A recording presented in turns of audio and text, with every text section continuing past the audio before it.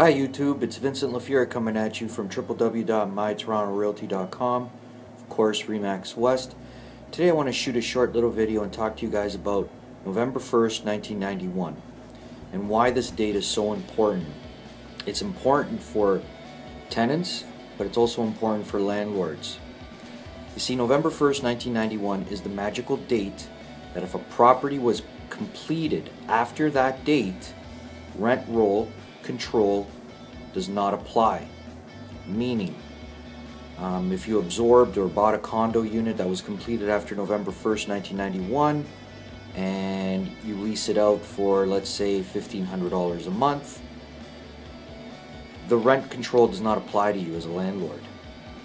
So in essence, basically the next year, once your lease comes up with your tenant, you can increase the rent to any amount you see fit.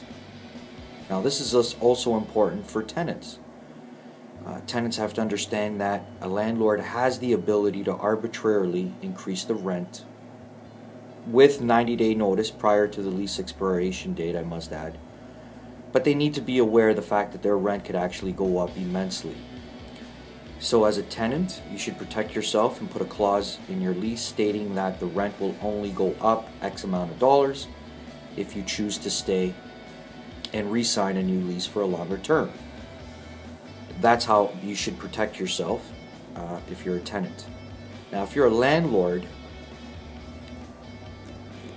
don't get me wrong, I'm a landlord as well, and it's a very touchy subject. But this is how I go about it.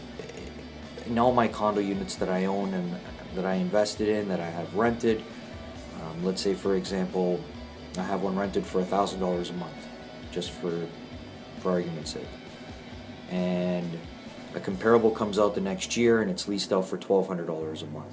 If I value my tenant and he or she has been great, paid the bills on time, kept the property up, a great AAA tenant, I probably won't increase the rent, period. But that's just me. If it's a poor tenant and I have a poor relationship with them, then I may arbitrarily raise the rent. So we don't want to abuse the fact that we can arbitrarily raise the rent and increase it as much as we see fit. Now remember, this only applies to units or homes, condos, if they were completed after November 1st, 1991.